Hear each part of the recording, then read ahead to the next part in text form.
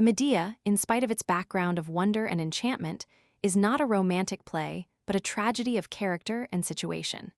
It deals, so to speak, not with the romance itself, but with the end of the romance, a thing which is so terribly often the reverse of romantic.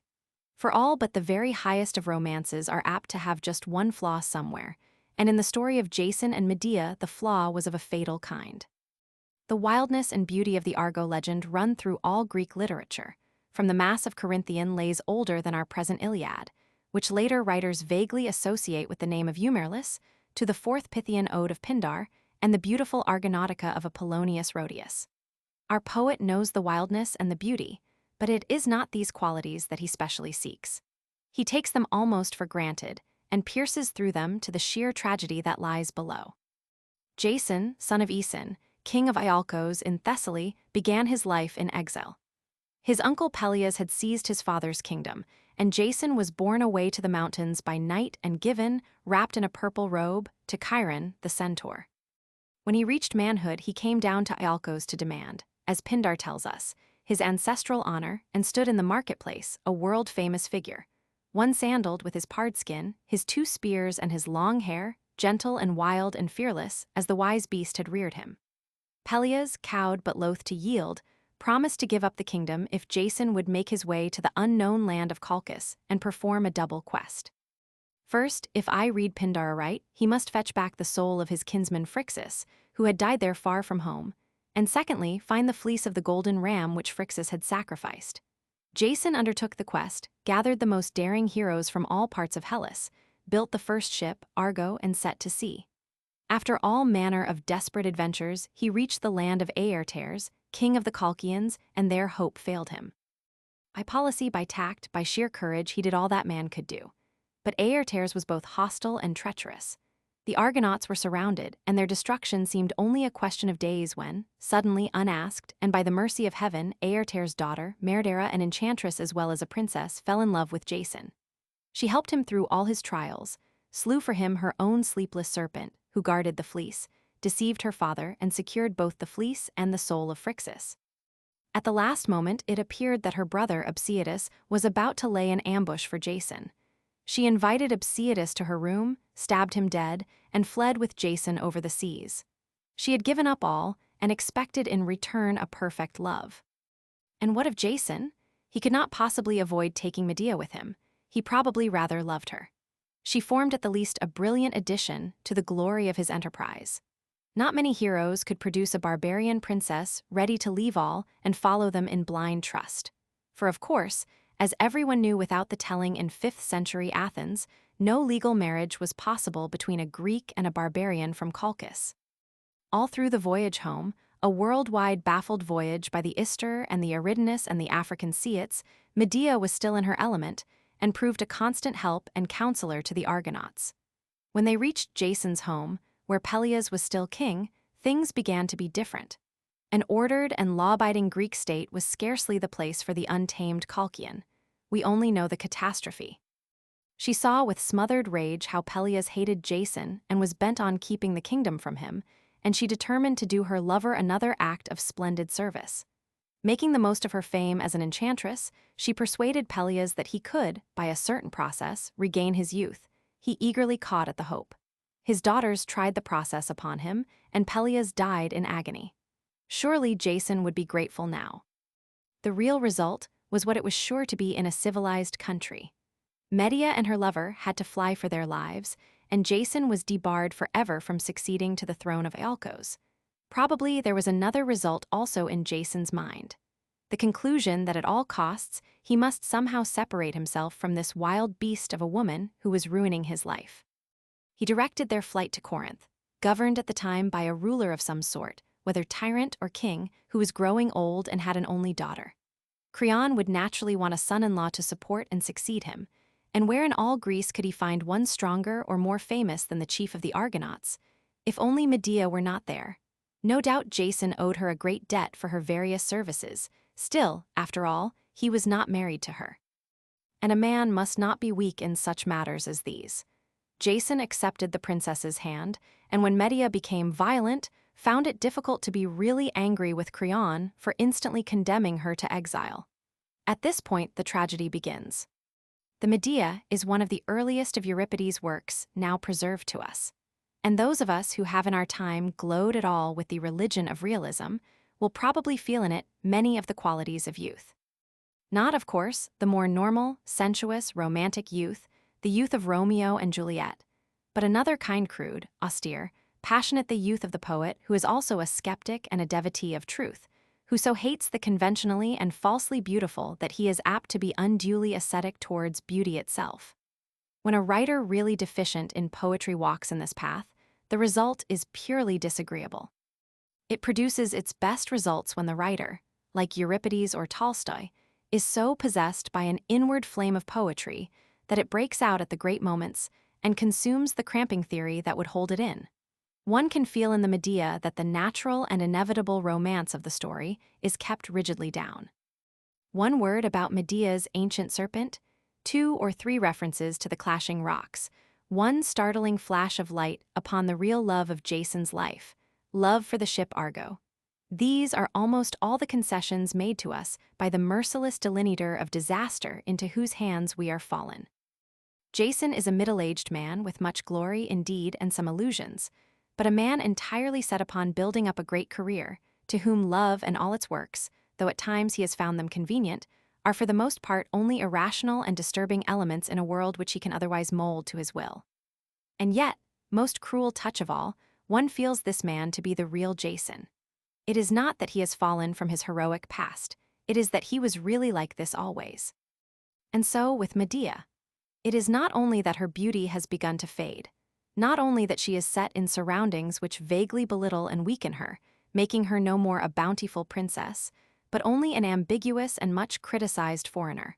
Her very devotion of love for Jason, now turned to hatred, shows itself to have been always of that somewhat rank and ugly sort to which such a change is natural. For concentrated dramatic quality and sheer intensity of passion, few plays ever written can vie with the Medea. Yet it obtained only a 3rd prize at its first production, and, in spite of its immense fame, there are not many scholars who would put it among their favorite tragedies. The comparative failure of the first production was perhaps due chiefly to the extreme originality of the play. The Athenians in 432 B.C. had not yet learnt to understand or tolerate such work as this, though it is likely enough that they fortified their unfavorable opinion by the sort of criticisms which we still find attributed to Aristotle and Decius. At the present time, it is certainly not the newness of the subject.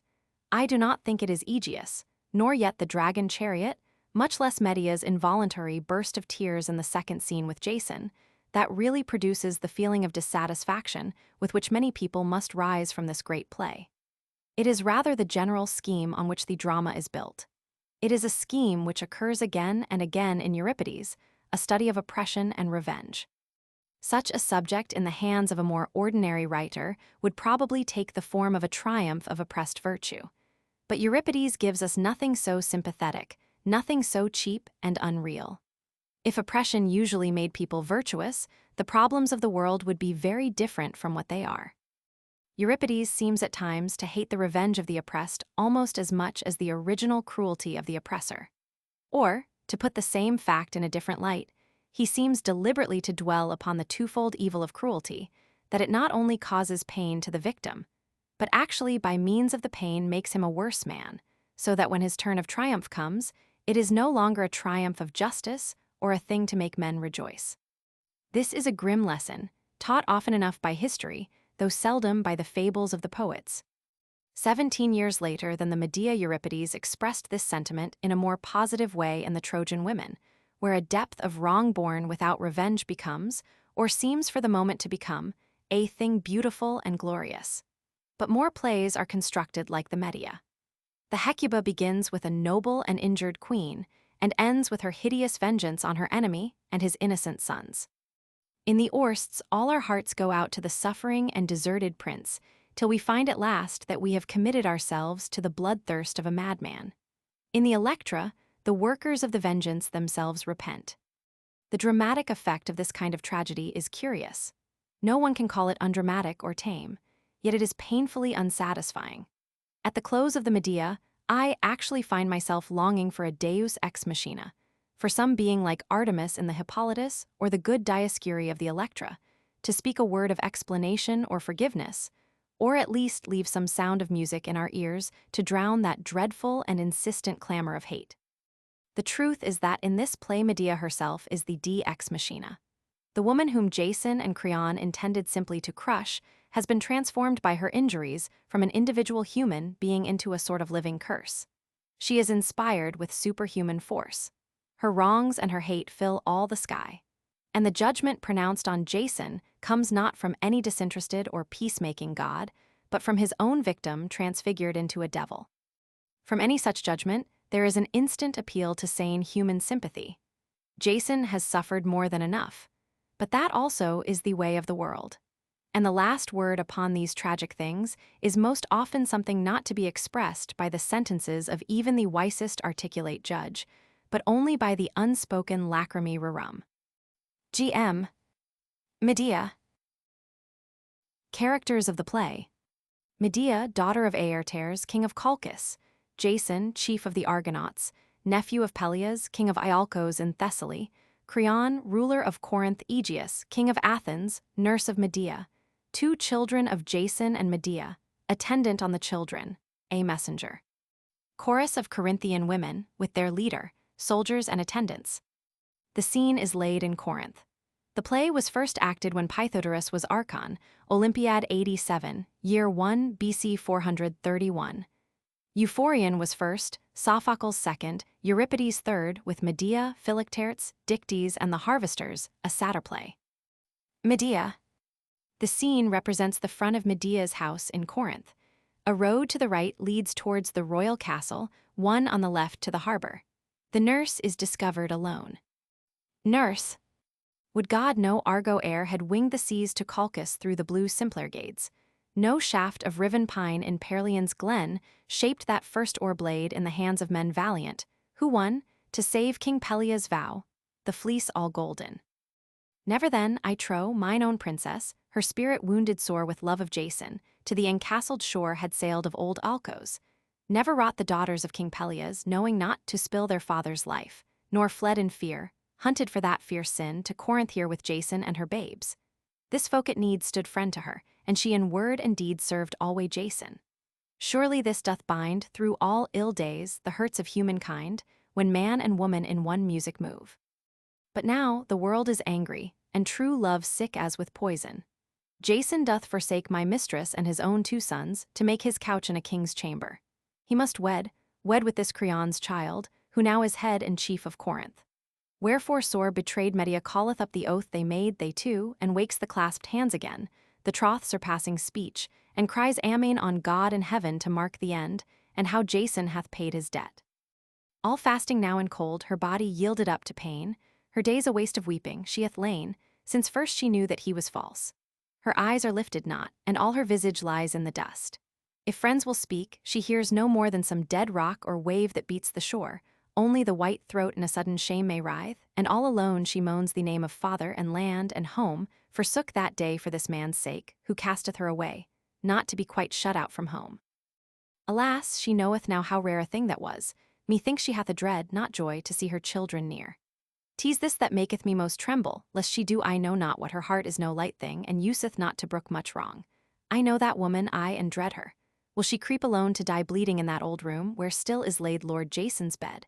She hath for that a blade made keen. Or slay the bridegroom and the king, and win herself God knows what direr thing, 'tis a fell spirit. Few, I ween, shall stir her hate unscathed, or lightly humble her. Ha! Tease the children from their games again, rested and gay, and all their mother's pain forgot. Young lives ever turn from gloom. The children and their attendant come in. Attendant, thou ancient treasure of my lady's room, what mack'st thou here before the gates alone, and alway turning on thy lips some moan of old mischances? Will our mistress be content, this long time to be left by thee?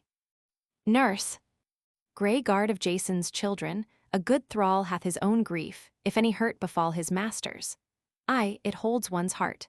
Meseems I have strayed out so deep in evil dreams, I long to rest me here alone, and cry Medea's wrongs to this still earth and sky.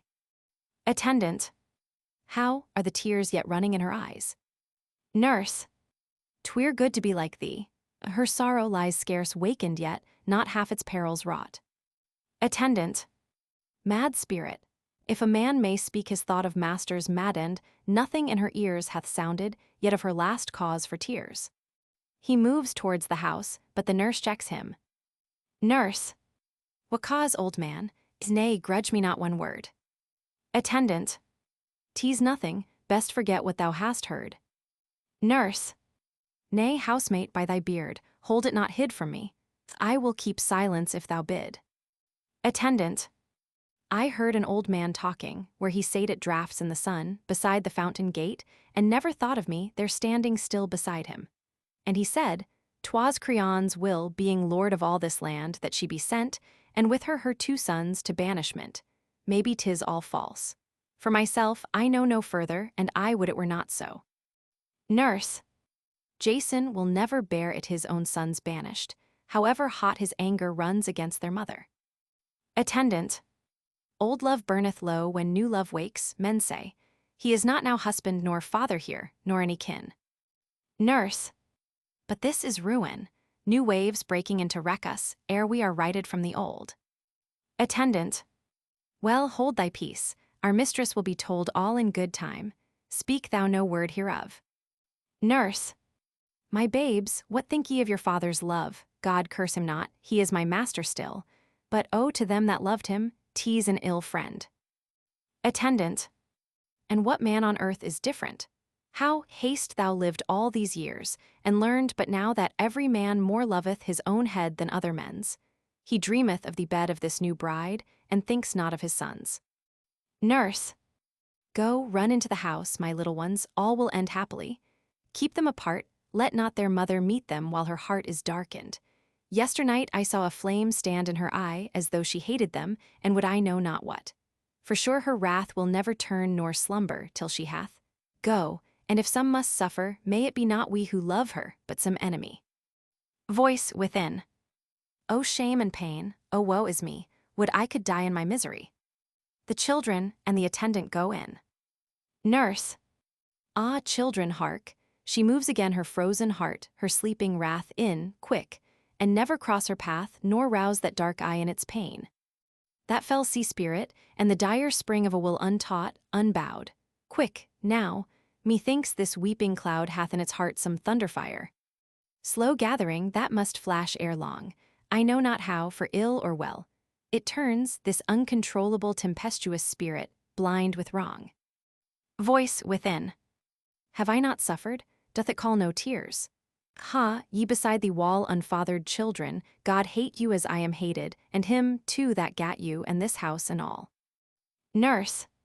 For pity, what have they to do, babes, with their father's sin? Why call thy curse on these? Ah, children, all these days my bosom bleeds for you. Rude are the wills of princes, yea, prevailing alway, seldom crossed, on fitful winds their moods are tossed. 'Tis best men tread the equal way.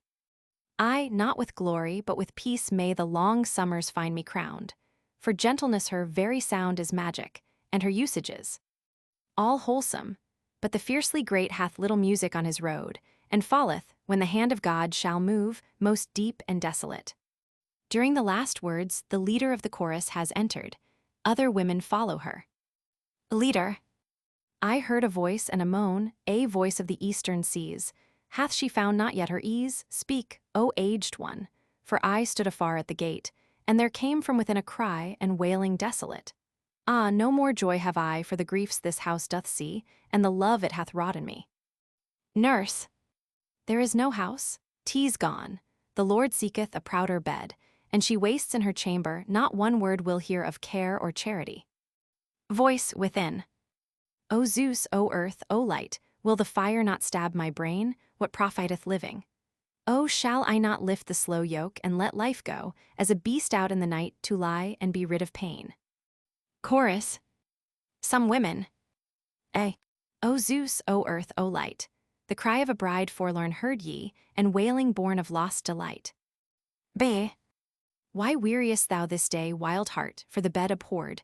The cold bed in the clay, death cometh though no man pray ungarlanded, unadored. Call him not thou. 100. If another's arms be now where thine have been on his head, be the sin rend not thy brow. 500. All that thou sufferest, God seeth. Oh, not so sore waste nor weep for the breast that was thine of yore. Voice within. Virgin of righteousness, virgin of hallowed troth, ye marked me when with an oath I bound him, mark no less that oath's end. Give me to see him and his bride, who sought my grief when I wronged her not, broken in misery and all her house. O God, my mother's home, and the dim shore that I left for him, and the voice of my brother's blood. Nurse. O, wild words! Did ye hear her cry to them that guard man's faith forsworn, Themis and Zeus? This wrath newborn shall make mad workings ere it die. Chorus. Other women. A. Would she but come to seek our faces, that love her well, and take to her heart the spell of words that speak. B. Alas for the heavy hate and anger that burneth ever, would it but now abate? Ah God, I love her yet, and surely my love's endeavor shall fail not here. 100. Go, from that chamber drear forth to the day lead her, and say, oh, say that we love her dear.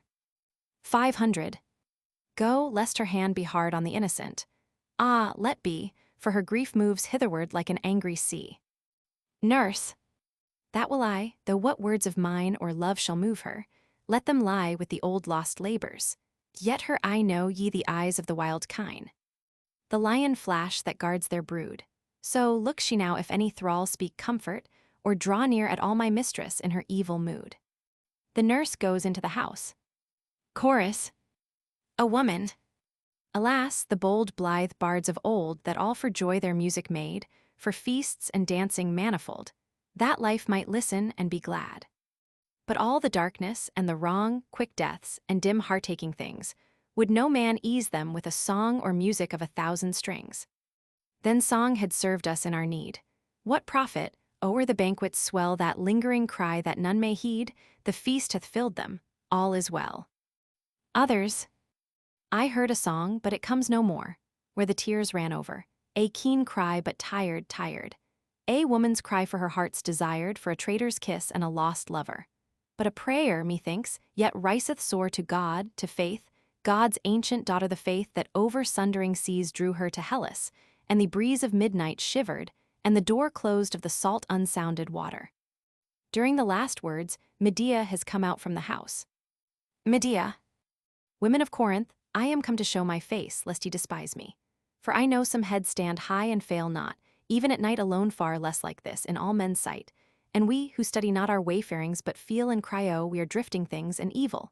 For what truth is in men's eyes which search no heart, but in a flash despise a strange face, shuddering back from one that ne'er hath wronged them?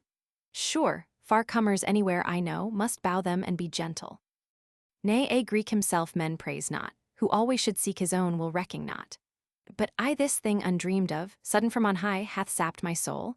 I dazzle where I stand, the cup of all life shattered in my hand, longing to die, O friends. He, even he, whom to know well was all the world to me, the man I loved, hath proved most evil of all things upon earth that bleed and grow, a herb most bruised is woman. We must pay our store of gold, hoarded for that one day to buy us some man's love, and lo, they bring a master of our flesh. There comes the sting of the whole shame. And then the jeopardy for good or ill, what shall that master be reject she cannot, and if he but stays his suit, tease shame on all that woman's days, so thrown amid new laws, new places, why, tease magic she must have, or prophecy home never taught her that how best to guide toward peace this thing that sleepeth at her side. And she who, laboring long, shall find some way whereby her lord may bear with her, nor fray his yoke too fiercely, blessed is the breath that woman draws. Else, let her pray for death. Her lord, if he be wearied of the face within doors, gets him forth. Some merrier place will ease his heart. But she waits on, her whole vision enchained on a single soul, and then, forsooth, tease they that face the call of war, while we sit sheltered, hid from all peril, false mocking. Sooner would I stand 3 times to face their battles, shield in hand, than bear one child. But peace! There cannot be ever the same tale told of thee and me. Thou hast this city, and thy father's home, and joy of friends, and hope in days to come. But I, being cityless, am cast aside by him that wedded me, a savage bride won in far seas and left no mother near, no brother, not one kinsman anywhere for harbor in this storm. Therefore of thee I ask one thing. If chance yet ope to me some path, If even now my hand can win strength to requite this Jason for his sin, betray me not. Oh, in all things but this, I know how full of fears a woman is, and faint at need, and shrinking from the light of battle. But once spoil her of her right in man's love, and their moves, I warn thee well no bloodier spirit between heaven and hell. Leader, I will betray thee not. It is but just, thou smite him and that weeping in the dust and stormy tears, how should I blame them? Stay, tease Creon, lord of Corinth, makes his way hither, and bears, methinks, some word of weight. Enter from the right Creon, the king, with armed attendants. Creon, thou woman sullen-eyed and hot with hate against thy lord Medea, I here command that thou and thy 2 children from this land go forth to banishment. Make no delay, seeing ourselves, the king, are come this day to see our charge fulfilled, nor shall again look homeward ere we have led thy children twain and the beyond our realm's last boundary. Medea, lost, lost, mine haters at the helm with sail flung free pursuing, and for us no beach nor shore in the endless waters. Yet, though stricken sore, I still will ask thee, for what crime, what thing unlawful, wilt thou cast me out, O king? Creon, what crime? I fear thee, woman, little need to cloak my reasons lest thou work some deed of darkness on my child. And in that fear reasons enough have part. Thou comest here a wise woman confessed, and full of lore in unknown ways of evil. Thou art sore in heart, being parted from thy lover's arms, and more, thou hast made menace. So the alarms but now have reached mine ear. On bride and groom, and him who gave the bride, to work thy doom of vengeance. Which, ere yet it be too late, I sweep aside. I choose to earn than hate of set will now, not palter with the mood of mercy, and hereafter weep in blood. Medea, 'tis not the first nor second time, O king, that fame hath hurt me and come nigh to bring my ruin. How can any man whose eyes are wholesome seek to rear his children wise beyond men's want? Much helplessness in arts of common life, and in their townsmen's hearts envy deep set. So much their learning brings, come unto fools with knowledge of new things, they deem it vanity, not knowledge. I and men that erst for wisdom were held high, feel thee a thorn to fret them, privily held higher than they. So hath it been with me, a wise woman I am, and for that sin to divers ill names men would pen me in a seed of strife, an eastern dreamer, one of brand not theirs, one hard to play upon. Ah, I am not so wondrous wise, and now to thee I am terrible. What fearest thou, what dire deed? Do I tread so proud a path, fear me not thou, that I should brave the wrath of princes? Thou, what hast thou ever done to wrong me? Granted thine own child to one whom thy soul chose, ah, him out of my heart I hate, but thou, meseems, hast done thy part not ill, and for thine house's happiness I hold no grudge. Go, marry, and God bless your issues. Only suffer me to rest somewhere within this land. Though sore oppressed, I will be still, knowing mine own defeat. Creon, thy words be gentle, but I fear me yet lest even now there creep some wickedness deep hid within thee. And for that the less I trust thee now than ere these words began. A woman quick of wrath, I, or a man, is easier watching than the cold and still. Up, straight, and find thy road. Mock not my will with words. This doom is past beyond recall, nor all thy crafts shall help thee, being withal my manifest foe, to linger at my side. Medea, suddenly throwing herself down, and clinging to Creon. Oh, by thy knees, by that new-wedded bride. Creon, tease waste of words, thou shalt not weaken me. Medea, wilt hunt me, spurn me when I kneel to thee. Creon, tease mine own house that kneels to me, not thou. Medea, home, my lost home, how I desire thee now. Creon, and I mine, and my child beyond all things. Medea, O loves of man, what curse is on your wings? Creon, blessing or curse, tease as their chances flow. Medea, remember, Zeus, the cause of all this woe. Creon, oh, rid me of my pains, up, get thee gone. Medea, what would I with thy pains? I have mine own. Creon, up, or, for God, my soldiers here shall fling. Medea, not that, I do but pray, O king. Creon, thou wilt not, I must face the harsher task. Medea, I accept mine exile, tease not that I ask. Creon, why then so wild, why clinging to mine hand? Medea, rising. For one day only leave me in thy land at peace to find some counsel, ere the strain of exile fall, some comfort for these twain mine innocents, since others take no thought, it seems, to save the babes that they begot. Ah, thou wilt pity them. Thou also art a father, thou hast somewhere still a heart that feels. I reck not of myself. 'Tis they that break me, fallen upon so dire a day. Creon. Mine is no tyrant's mood. I many a time ere this my tenderness hath marred the chime of wisest counsels, and I know that now I do mere folly. But so be it, thou shalt have this grace. But this I warn thee clear, if once the morrow's sunlight find thee here within my borders, thee or child of thine thou deest, of this judgment not a line shall waver nor abate, so linger on, if thou needs must, till the next risen sun, no further. In one day there scarce can be those perils wrought, whose dread yet haunteth me. Exit Creon with his suite. Chorus. O woman, woman of sorrow, where wilt thou turn and flee? What town shall be thine tomorrow? What land of all lands that be? What door of a strange man's home? Yea, God hath hunted thee, Medea, forth to the foam of a trackless sea. Medea. Defeat on every side, what else? But oh, not here the end is, think it not. I know for bride and groom one battle yet untried, and goodly pains for him that gave the bride. Dost dream I would have grovelled to this man, save that I won mine end, and shaped my plan for merry deeds? My lips had never deigned speak word with him, my flesh been never stained with touching. Fool, oh, triple fool. It lay so plain for him to kill my whole essay by exile swift. And lo, he sets me free this one long day, wherein mine haters three shall lie here dead, the father and the bride and husband mine, not hers. Oh, I have tried so many thoughts of murder to my turn, I know not which best likes me. Shall I burn their house with fire? Or stealing past unseen to Jason's bed I have a blade made keen for that stab, breast to breast, that wedded pair, good, but for one thing. When I am taken there and killed, they will laugh loud who hate me. Nay, I love the old way best, the simple way of poison where we two are strong as men. Ah me, and they being dead, what place shall hold me then? What friend shall rise with land inviolate and trusty doors to shelter from their hate this flesh? None anywhere. A little more I needs must wait. And if there ope some door of refuge, some strong tower to shield me, good, in craft and darkness I will hunt this blood. Else if mine hour be come and no hope nigh, then sword in hand, full-willed and sure to die, I yet will live to slay them.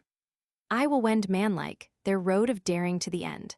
So help me she who of all gods hath been the best to me, of all my chosen queen and helpmate Hecate, who dwells apart, the flame of flame, in my fire's inmost heart, for all their strength, they shall not stab my soul and laugh thereafter.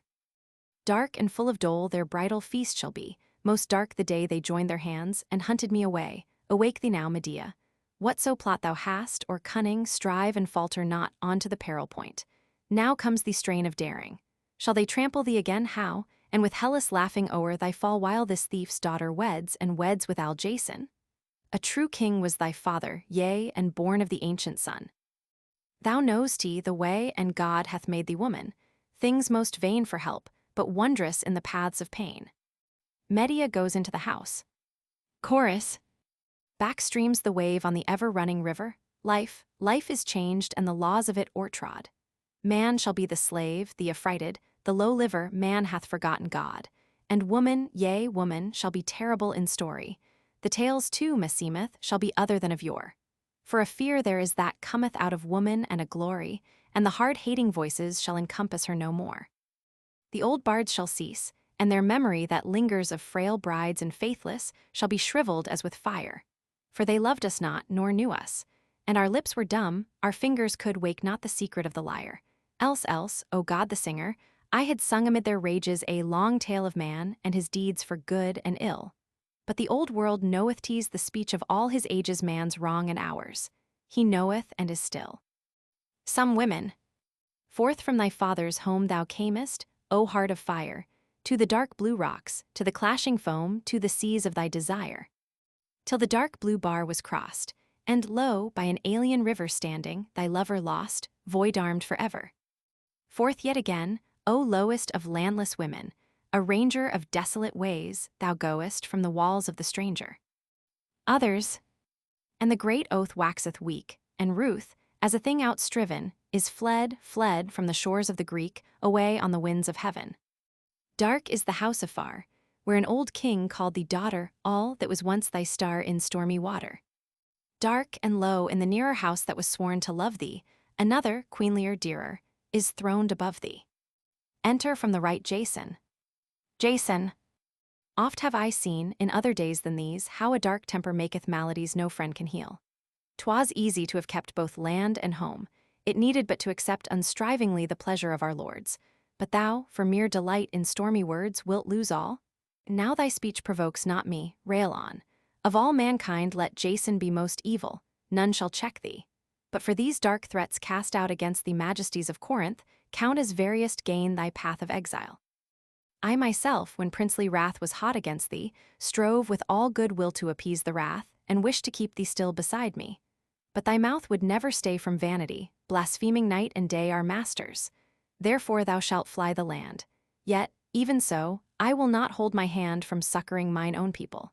Here am I to help thee, woman, pondering heedfully thy new state.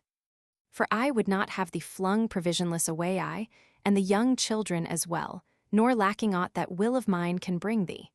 Many a lesser ill hangs on the heels of exile. Aye, and though thou hate me, dream not that my heart can know or fashion aught of angry will to thee. Medea. Evil, most evil. Since thou grantest me that comfort, the worst weapon left me now to smite a coward. Thou comest to me, thou mine enemy, turning to the chorus. Oh say, how call ye this to face and smile the comrade whom his kiss betrayed? Scorn, insult, courage, none of these. Tease but of all man's inward sicknesses the vilest, that he knoweth not of shame nor pity. Yet I praise him that he came. To me it shall bring comfort, once to clear my heart on thee, and thou shalt wince to hear. I will begin with that, 'twixt me and thee that first befell. I saved thee. I saved thee, let thine own Greeks be witness. Every one that sailed on Argo saved thee, sent alone to yoke with yokes the bulls of fiery breath. And so that acre of the lords of death, and mine own ancient serpent, who did keep the golden fleece, the eyes that knew not sleep, and shining coils, him also did I smite dead for thy sake, and lifted up the light that bade thee live. Myself, uncounselled, stole forth from father and from home, and fled where dark Dalcos under Pelion lies with Theo, single-hearted more than wise. I murdered Pelias, yea, in agony by his own daughter's hands. For sake of thee, I swept their house like warrant. Hast thou then accepted all o evil yet again, and cast me off and taken thee for bride another? And with children at thy side, one could forgive a childless man.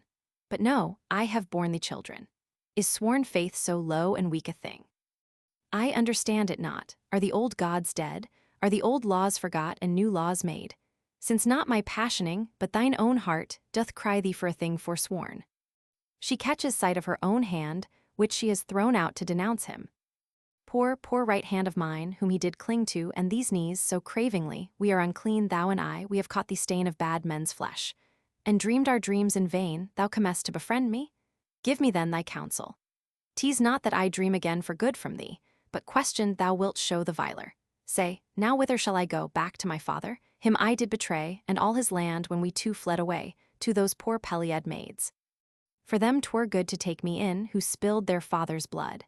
Aye, so my whole life stands, there were at home who loved me well, to them I am become a curse. And the first friends who sheltered me, whom most I should have spared, to pleasure the eye have turned to foes. Oh, therefore hast thou laid my crown upon me, blessed of many a maid in Hellas.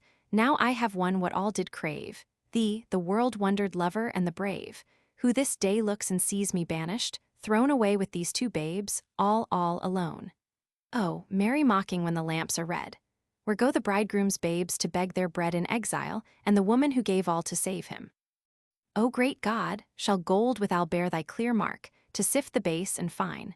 And o'er man's living visage runs no sign to show the lie within, ere all too late. Leader. Dire and beyond all healing is the hate when hearts that loved are turned to enmity. Jason. In speech at least, meseemeth, I must be not evil, but as some old pilot goes furled to his sail's last edge, when danger blows too fiery, run before the wind and swell, woman, of thy loud storm's end thus I tell my tale. Since thou wilt build so wondrous high thy deeds of service in my jeopardy, to all my crew and quest I know but one Saviour, of gods or mortals one alone, the Cyprian. Oh, thou hast both brain and wit yet underneath. Nay, all the tale of it were graceless telling, how sheer love, a fire of poison shafts, compelled thee with desire to save me. But enough. I will not score that count too close. 'Twas good help, and therefore I give thee thanks howe'er the help was wrought. Howbeit in my deliverance thou hast got far more than given. A good Greek land hath been thy lasting home, not Barbary. Thou hast seen our ordered life and justice, and the long still grasp of law not changing with the strong man's pleasure. Then all Hellas far and near hath learned thy wisdom, and in every ear thy fame is. Had thy days run by unseen on that last edge of the world, where then had been the story of great Medea? Thou and I, what worth to us were treasures heaped high in rich kings' rooms, what worth a voice of gold more sweet than ever rang from Orpheus old? Unless our deeds have glory, speak I so, touching the quest I wrought, thyself did throw the challenge down. Next for thy cavilling of wrath at mine alliance with a king, here thou shalt see I both was wise, and free from touch of passion, and a friend to the most potent and my children. Nay, be still. When first I stood in Corinth, clogged with ill from many a desperate mischance, what bliss could I that day have dreamed of like to this, to wed with a king's daughter, I exiled and beggared. Not what makes thy passion wild from loathing of thy bed, not overfraught with love for this new bride, not that I sought to upbuild mine house with offspring. 'Tis enough, what thou hast borne, I make no word thereof, but first and greatest, that we all might dwell in a fair house and want not, knowing well that poor men have no friends, but far and near shunning and silence. Next, I sought to rear our sons in nurture worthy of my race, and raising brethren to them, in one place join both my houses, and be all from now prince-like and happy. What more need hast thou of children? And for me, it serves my star to link in strength the children that now are with those that shall be. Have I counseled ill? Not thine own self would say it. Couldst thou still 1 hour thy jealous flesh tease ever so? Who looks for more in women? When the flow of love runs plain, why, all the world is fair. But once there fall some ill chance anywhere to balk that thirst, down in swift hate are trod men's dearest aims and noblest. Would to God we mortals by some other seed could raise our fruits, and no blind women block our ways. Then had there been no curse to wreck mankind. Leader. Lord Jason, very subtly hast thou twined thy speech. But yet, though all athwart thy will I speak, this is not well thou dost, but ill, betraying her who loved thee and was true. Medea. Surely I have my thoughts, and not a few have held me strange. To me it seemeth, when a crafty tongue is given to evil men, 'tis like to wreck, not help them. Their own brain tempts them with lies to dare and dare again till. No man hath enough of subtlety, as thou be not so seeming fair to me nor deft of speech. One word will make thee fall, wert thou not false. 'Twas thine to tell me all, and charge me help thy marriage path, as I did love thee, not befool me with a lie. Jason. An easy task had that been. I, and thou a loving aid, who canst not, even now, still that loud heart that surges like the tide. Medea. That moved thee not. Thine old barbarian bride, the dog out of the east who loved thee sore, she grew gray-haired, she served thy pride no more. Jason. Now understand for once. The girl to me is nothing, in this web of sovereignty I hold. I do but seek to save, even yet, thee, and for brethren to our sons beget young kings, to prosper all our lives again. Medea. God shelter me from prosperous days of pain, and wealth that maketh wounds about my heart. Jason. Wilt change that prayer, and choose a wiser part, pray not to hold true sense for pain, nor rate thyself unhappy, being too fortunate. Medea. I mock me, thou hast where to lay thine head, but I go naked to mine exile. Jason. Tread thine own path, thou hast made it all to be. Medea. How? By seducing and forsaking thee. Jason. By those vile curses on the royal halls let loose. Medea. On thy house also, as chance falls, I am a living curse. Jason. O peace, enough of these vain wars, I will no more thereof. If thou wilt take from all that I possess aid for these babes and thine own helplessness of exile, speak thy bidding. Here I stand full-willed to succor thee with stintless hand, and send my signet to old friends that dwell on foreign shores, who will entreat thee well. Refuse, and thou shalt do a deed most vain. But cast thy rage away, and thou shalt gain much, and lose little for thine anger's sake. Medea. I will not seek thy friends, I will not take thy givings.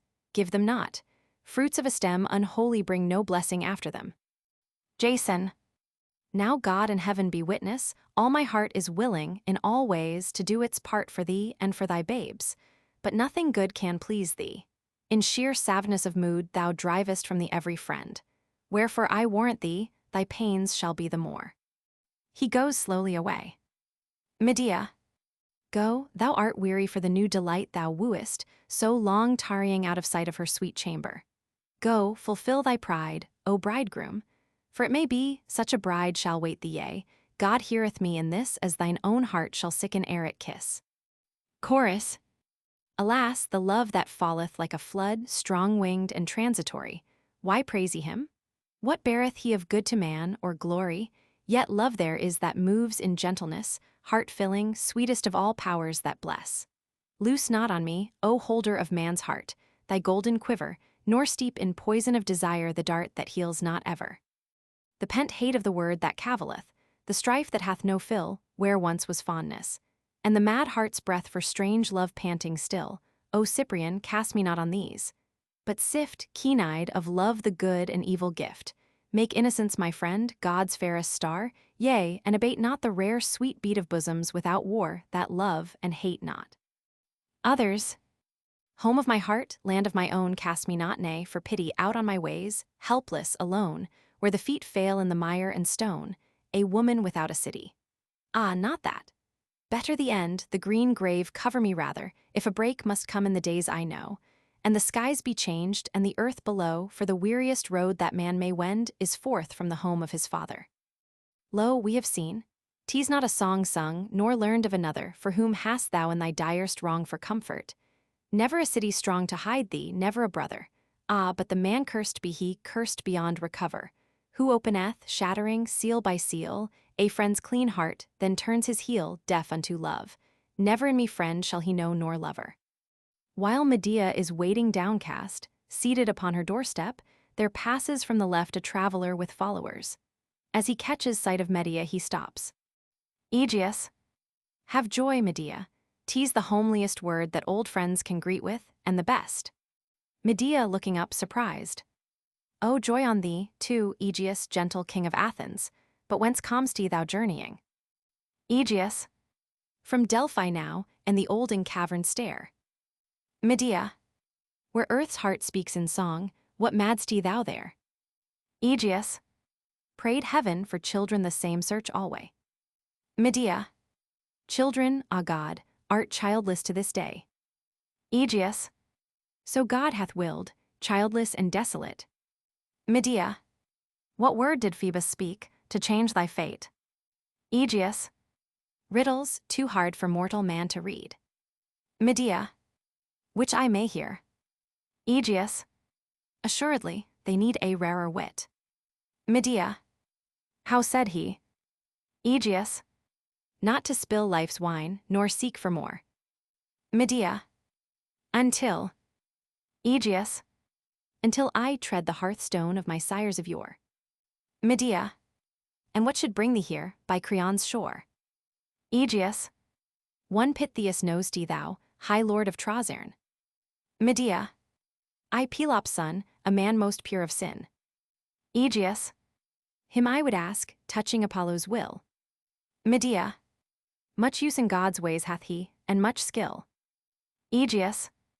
And long years back he was my battle friend, the truest e'er man had. Medea. Well, may God send good hap to thee, and grant all thy desire. Aegeus. But thou, thy frame is wasted, and the fire dead in thine eyes. Medea. Aegeus, my husband is the falsest man in the world. Aegeus. What word is this? Say clearly what thus makes thy visage dim.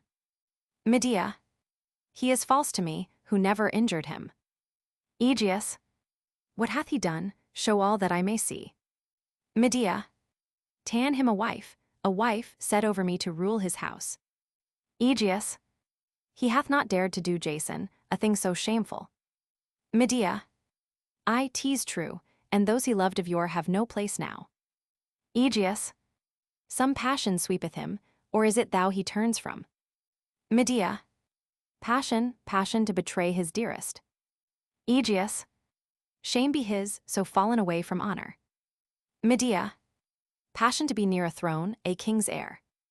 Aegeus, how who gives the bride, say on. Medea, Creon, who o'er all Corinth standeth chief. Aegeus, woman, thou hast indeed much cause for grief. Medea, 'tis ruin, and they have cast me out as well. Aegeus, who, 'tis a new wrong this and terrible. Medea, Creon the king, from every land and shore. Aegeus, and Jason suffers him, oh 'tis too sore. Medea, he loveth to bear bravely ills like these. But Aegeus, by thy beard, oh by thy knees I pray thee, and I give me for thine own thy suppliant pity me. Oh, pity one so miserable. Thou never wilt stand there and see me cast out friendless to despair. Give me a home in Athens, by the fire of thine own hearth. Oh, so may thy desire of children be fulfilled of God, and thou die happy. Thou canst know not, even now thy prize is won. I will make of thee a childless man no more. The seed shall be, I swear it sown, such magic herbs I know. Aegeus, woman, indeed my heart goes forth to show this help to thee, first for religion's sake, then for thy promised hope, to heal my ache of childlessness. 'Tis this hath made mine whole life as a shadow, and starved out my soul, but thus it stands with me. Once make thy way to Attic earth, I, as in law I may, will keep thee and befriend. But in this land, where Creon rules, I may not raise my hand to shelter thee. Move of thine own essay to seek my house, there thou shalt always stay, inviolate, never to be seized again. But come thyself from Corinth. I would fain, even in foreign eyes, be alway just. Medea, 'tis well, give me an oath wherein to trust, and all that man could ask thou hast granted me. Aegeus, dost trust me not, or what thing troubleth thee? Medea, I trust thee, but so many, far and near, do hate me all King Pelias' house, and here Creon. Once bound by oaths and sanctities, thou canst not yield me up for such as these to drag from Athens. But a spoken word no more to bind thee, which no god hath heard. The embassies, methinks, would come and go, they all are friends to thee. Ah me, I know thou wilt not list to me, so weak am I, and they fulfilled with gold and majesty. Aegeus, methinks 'tis a far foresight, this thine oath. Still, if thou so wilt have it, nothing loath am I to serve thee. Mine own hand is so the stronger, if I have this plea to show thy persecutors, and for thee withal the bond more sure on what god shall I call.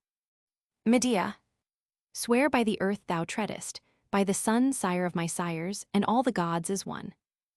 Aegeus, to do what thing or not do, make all plain. Medea, never thyself to cast me out again, nor let another, whatsoe'er his plea take me, while thou yet livest and art free. Aegeus, never, so hear me, earth, and the great star of daylight, and all other gods that are. Medea, 'tis well, and if thou falter from thy vow. Aegeus, God's judgment on the godless break my brow. Medea, go thy ways rejoicing, all is bright and clear before me. Go, and ere the night myself will follow, when the deed is done I purpose, and the end I thirst for one. Aegeus and his train depart. Chorus, farewell, and Maia's guiding sun back lead thee to thy hearth and fire, Aegeus, and all the long desire that wasteth thee, at last be won. Our eyes have seen thee as thou art, a gentle and a righteous heart. Medea, God and God's justice, and ye blinding skies, at last the victory dawneth. Yea, mine eyes see, and my foot is on the mountain's brow, mine enemies. Mine enemies, oh, now atonement cometh. Here at my worst hour a friend is found, a very port of power to save my shipwreck. Here will I make fast mine anchor, and escape them at the last in Athens' walled hill, but ere the end, 'tis meet I show thee all my counsel, friend, take it, no tale to make men laugh withal. Straightway to Jason I will send some thrall to entreat him to my presence. Comes he here then with soft reasons will I feed his ear, how his will now is my will, how all things are well, touching this marriage bed of kings for which I am betrayed all wise and rare and profitable. Yet will I make one prayer, that my 2 children be no more exiled but stay. Oh, not that I would leave a child here upon angry shores till those have laughed who hate me. 'Tis that I will slay by craft the king's daughter. With gifts they shall be sent, gifts to the bride to spare their banishment, fine robings and a carcanet of gold. Which raiment let her once but take, and fold about her, a foul death that girl shall die and all who touch her in her agony. Such poison shall they drink, my robe and wreath, howbeit of that no more.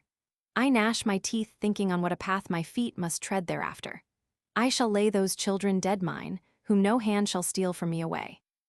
Then, leaving Jason childless, and the day as night above him, I will go my road to exile, flying from the blood of these my best beloved, and having wrought all horror, so but one thing reach me not, the laugh of them that hate us. Let it come, what profits life to me? I have no home, no country now, nor shield from any wrong. That was my evil hour, when down the long halls of my father out I stole, my will chained by a Greek man's voice, who still, oh still, if God yet live, shall all requited be. For never child of mine shall Jason see hereafter living, never child beget from his new bride, who this day, desolate even as she made me desolate, shall die shrieking amid my poisons. Names have I among your folk? One light? One weak of hand and eastern dreamer, nay, but with the brand of strange sons burnt, my hate, by God above, a perilous thing, and passing sweet my love, for these it is that make life glorious.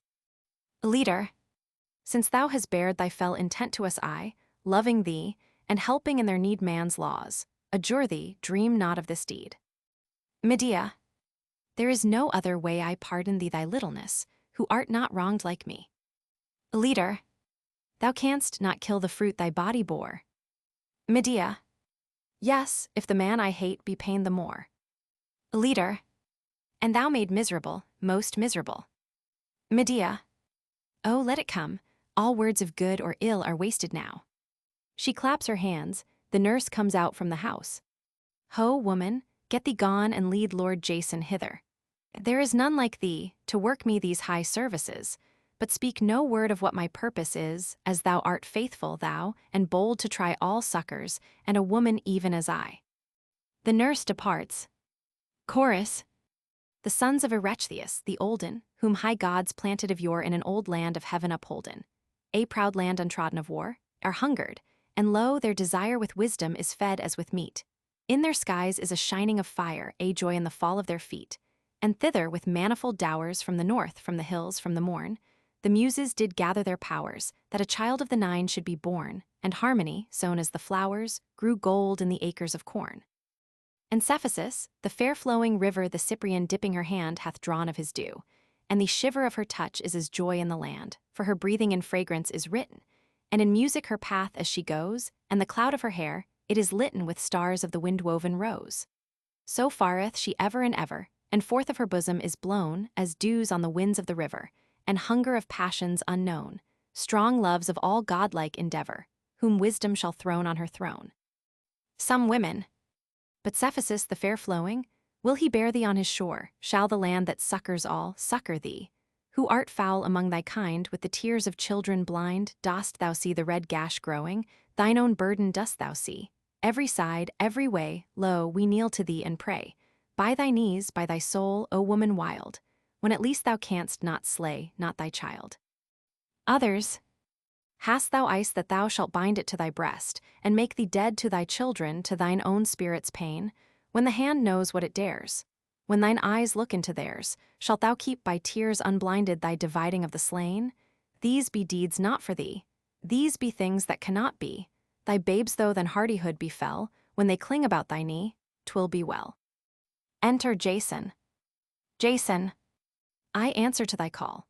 Though full of hate thou be, I yet will not so far abate my kindness for thee, nor refuse mine ear. Say in what new desire thou hast called me here. Medea. Jason, I pray thee, for my words but now spoken, forgive me, my bad moods. Oh, thou at least wilt strive to bear with them. There be many old deeds of love twixt me and thee. Lo, I have reasoned with myself apart and chidden.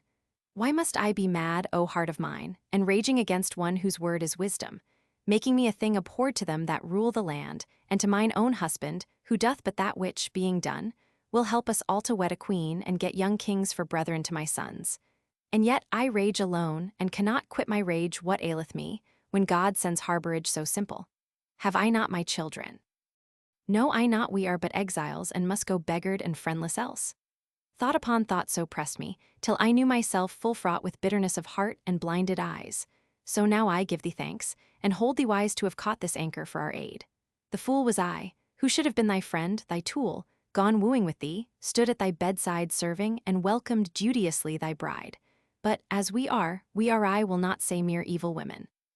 Why must thou today turn strange, and make thee like some evil thing childish, to meet my childish passioning? See, I surrender, and confess that then I had bad thoughts, but now have turned again and found my wiser mind. She claps her hands. Ho, children, run quickly. Come hither out into the sun. The children come from the house, followed by their attendant. And greet your father. Welcome him with us and throw quite away, as mother does, your anger against one so dear.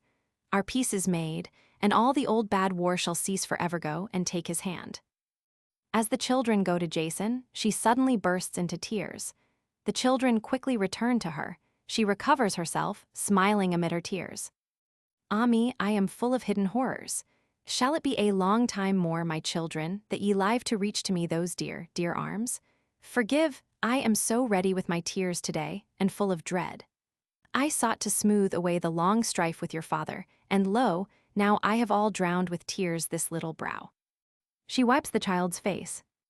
Leader. O'er mine eyes too there stealeth a pale tear. Let the evil rest, O God, let it rest here. Jason. Woman, indeed I praise thee now, nor say ill of thine other hour. 'Tis nature's way, a woman needs must stir herself to wrath, when work of marriage by so strange a path crosseth her lord. But thou, thine heart doth wend the happier road. Thou hast seen, ere quite the end, what choice must needs be stronger, which to do shows a wise-minded woman. And for you children, your father never has forgot your needs. If God but help him, he hath wrought a strong deliverance for your weakness. Yea, I think you with your brethren, yet one day shall be the mightiest voices in this land. Do you grow tall and strong? Your father's hand guideth all else, and whatso power divine hath alway helped him. Ah, may it be mine to see you yet in manhood, stern of brow, strong-armed, set high o'er those that hate me. How, woman, thy face is turned. Thy cheek is swept with pallor of strange tears. Dost not accept gladly and of good will my benisons. Medea. 'Tis nothing, thinking of these little ones. Jason. Take heart then, I will guard them from all ill. Medea. I do take heart, thy word I never will mistrust. Alas, a woman's bosom bears but woman's courage, a thing born for tears. Jason.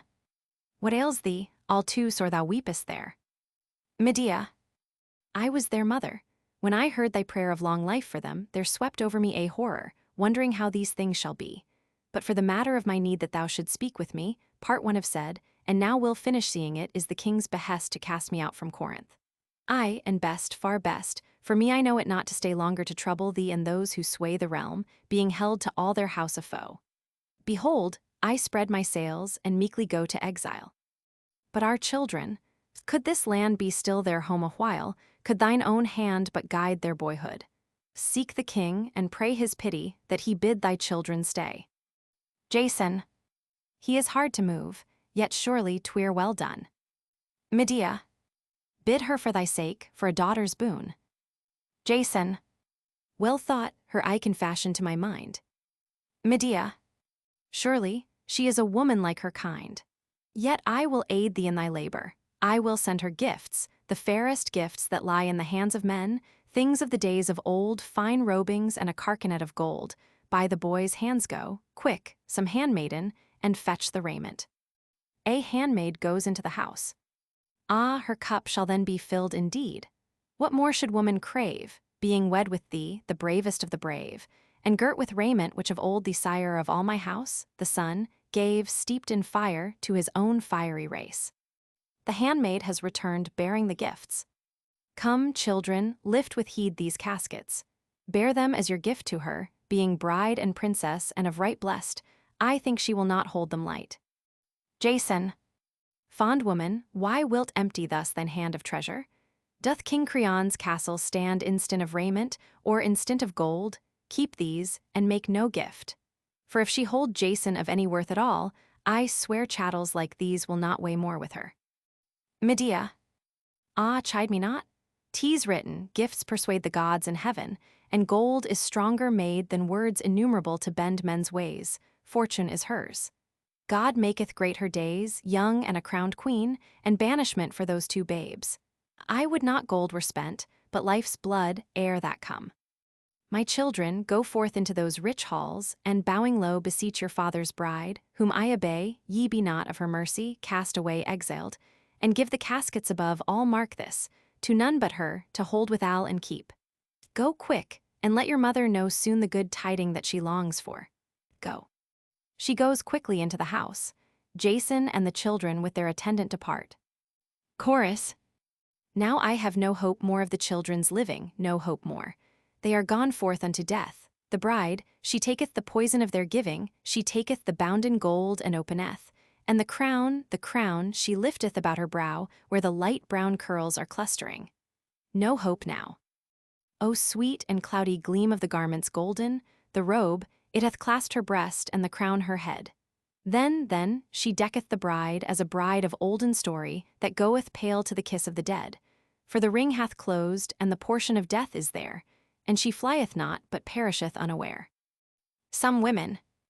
O bridegroom, bridegroom of the kiss so cold, art thou wed with princes, art thou girt with gold? Who know'st he not, suing for thy child's undoing, and on her thou lovest for a doom untold, how art thou fallen from thy place of old? Others. O mother, mother, what hast thou to reap, when the harvest cometh between wake and sleep? For a heart unslaken, for a troth forsaken, lo, babes that call thee from a bloody deep, and thy love returns not. Get thee forth and weep.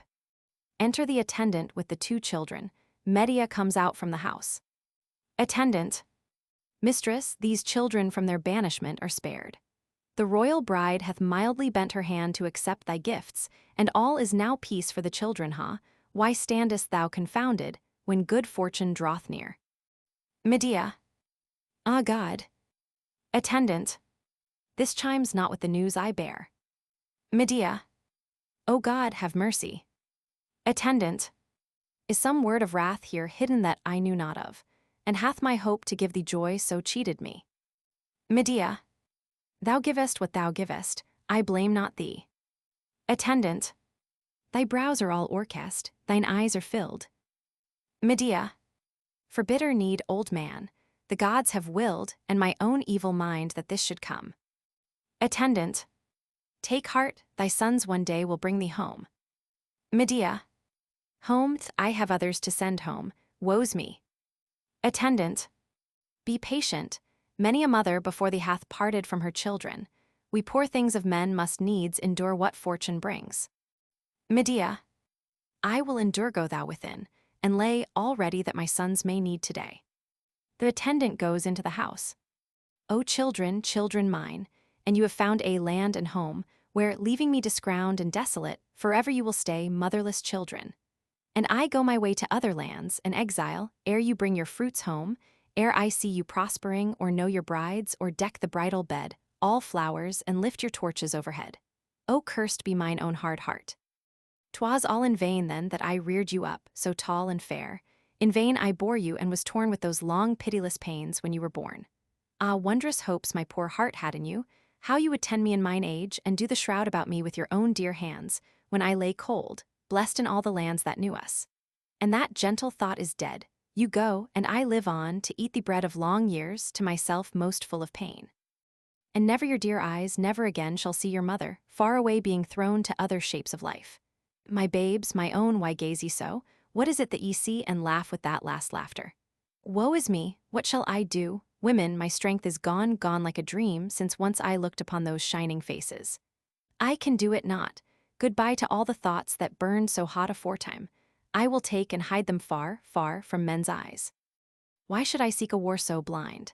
By these babes' wounds to sting again their father's heart, and win myself a pain twice deeper. Never, never, I forget henceforward all I labored for, and yet, what is it with me? Would I be a thing mocked at, and leave mine enemies to sting unsmit? It must be. O coward heart, ever to harbor such soft words, depart out of my sight, ye twain. The children go in, and they whose eyes shall hold it sin to share my sacrifice on their heads be it. My hand shall swerve not now. Ah, ah, thou wrath within me, do not. Down, down, thou tortured thing, and spare my children. They will dwell with us either far off and give thee peace. Too late, by all hell's living agonies of hate, they shall not take my little ones alive to make their mock with. Howsoe'er I strive the thing is doomed, it shall not escape now from being. I, the crown is on the brow, and the robe girt, and in the robe that high queen dying, I know all. Yet, seeing that I must go so long a journey, and these twain a longer yet and darker, I would fain speak with them ere I go. A handmaid brings the children out again. Come, children, stand a little from me. There, reach out your hand, your right hand so to mother, and goodbye. She has kept them hitherto at arm's length, but at the touch of their hands, her resolution breaks down, and she gathers them passionately into her arms. O darling hand, O darling mouth and eye and royal mien and bright brave faces clear, may you be blessed, but not here. What here was yours, your father stole. Ah God, the glow of cheek on cheek, the tender touch, and oh sweet scent of childhood. Go, go, am I blind? Mine eyes can see not when I look to find their places. I am broken by the wings of evil. Yea, I know to what bad things I go, but louder than all thought doth cry anger, which maketh man's worst misery. She follows the children into the house. Chorus. My thoughts have roamed a cloudy land, and heard a fierier music fall than woman's heart should stir withal. And yet some muse majestical, unknown, hath hold of woman's hand, seeking for wisdom not in all, a feeble seed. A scattered band thou yet shalt find in lonely places, not dead amongst us, nor our faces turned alway from the muse's call. And thus my thought would speak, that she who ne'er hath borne a child nor known is nearer to felicity, unlit she goeth and alone, with little understanding what a child's touch means of joy or woe, and many toils she beareth not. But they within whose garden fair that gentle plant hath blown, they go deep written all their days with care to rear the children, to make fast their hold, to win them wealth. And then much darkness, if the seed at last bear fruit in good or evil men. And one thing at the end of all abideth, that which all men dread. The wealth is won, the limbs are bred to manhood, and the heart withal honest. And lo, where fortune smiled, some change, and what hath fallen? Hark! 'Tis death slow winging to the dark, and in his arms what was thy child? What therefore doth it bring of gain to man, whose cup stood full before, that God should send this one thing more of hunger and of dread, a door set wide to every wind of pain? Medea comes out alone from the house. Medea. Friends, this long hour I wait on fortune's eyes, and strain my senses in a hot surmise what passeth on that hill-ha. Even now there comes. 'Tis one of Jason's men, I trow. His wild perturbed breath doth warrant me the tidings of some strange calamity. Enter messenger. Messenger. O dire and ghastly deed! Get thee away, Medea, fly, nor let behind thee stay one chariot's wing, one keel that sweeps the seas. Medea. And what hath chanced, to cause such flights as these? Messenger. The maiden princess lieth and her sire, the king both murdered by thy poison fire. Medea. Most happy tiding, which thy name prefers henceforth among my friends and well-wishers. Messenger. What say'st thou? Woman, is thy mind within clear and not raving? Thou art found in sin most bloody wrought against the king's high head, and laughest at the tale, and hast no dread. Medea. I have words also that could answer well thy word. But take thine ease, good friend, and tell, how died they? Hath it been a very foul death, prithee? That were comfort to my soul. Messenger. When thy two children, hand in hand entwined, came with their father, and passed on to find the new-made bridal rooms, oh, we were glad, we thralls, who ever loved thee well and had grief in thy grief. And straight there passed a word from ear to ear, that thou and thy false lord had poured peace offering upon wrath forgone. A right glad welcome gave we them, and one kissed the small hand, and one the shining hair. Myself, for very joy, I followed where the women's rooms are. There our mistress. She whom now we name so, thinking not to see thy little pair, with glad and eager brow sate waiting Jason. Then she saw, and slow shrouded her eyes, and backward turned again, sick that thy children should come near her. Then thy husband quick went forward, to entreat the young maid's fitful wrath. Thou wilt not meet love's coming with unkindness. Nay, refrain thy suddenness, and turn thy face again, holding as friends all that to me are dear, thine husband. And accept these robes they bear as gifts, and beg thy father to unmake his doom of exile on them for my sake. When once she saw the raiment, she could still her joy no more, but gave him all his will. And almost ere the father and the two children were gone from out the room, she drew the flowered garments forth, and sate her down to her arraying. Bound the golden crown through her long curls, and in a mirror fair arranged their separate clusters, smiling there at the dead self that faced her. Then aside she pushed her seat, and paced those chambers wide alone, her white foot poising delicately, so passing joyful in those gifts was she, and many a time would pause, straight-limbed, and wheel her head to watch the long fold to her heel sweeping. And then came something strange. Her cheek seemed pale, and back with crooked steps and weak groping of arms she walked, and scarcely found her old seat, that she fell not to the ground. Among the handmaids was a woman old and grey, who deemed, I think, that Pan had hold upon her, or some spirit, and raised a keen awakening shout, till through her lips was seen a white foam crawling, and her eyeballs back twisted, and all her face dead pale for lack of life. And while that old dame called, the cry turned strangely to its opposite, to die sobbing. Oh, swiftly then one woman flew to seek her father's rooms, one for the new bridegroom, to tell the tale. And all the place was loud with hurrying feet, so long a space as a swift walker on a measured way would pace a furlong's course in, there she lay speechless, with veiled lids. Then wide her eyes she oped, and wildly, as she strove to rise, shrieked, for two diverse waves upon her rolled of stabbing death. The carcanet of gold that gripped her brow was molten in a direr and wondrous river of devouring fire. And those fine robes, the gift thy children gave God's mercy, everywhere did lap and lave the delicate flesh, till up she sprang and fled a fiery pillar, shaking locks and head this way and that, seeking to cast the crown somewhere away. But like a thing nailed down the burning gold held fast the anadem, and through her locks, the more she scattered them, came fire the fiercer, till to earth she fell a thing save to her sire scarce nameable, and strove no more. That cheek of royal mien, where was it or the place where eyes had been? Only from crown and temples came faint blood shot through with fire. The very flesh it stood out from the bones, as from a wounded pine the gum starts, where those gnawing poisons fine bit in the dark a ghastly sight. And touch the dead we durst not. We had seen too much. But that poor father, knowing not, had sped, swift to his daughter's room, and there the dead lay at his feet. He knelt and groaning low folded her in his arms and kissed her.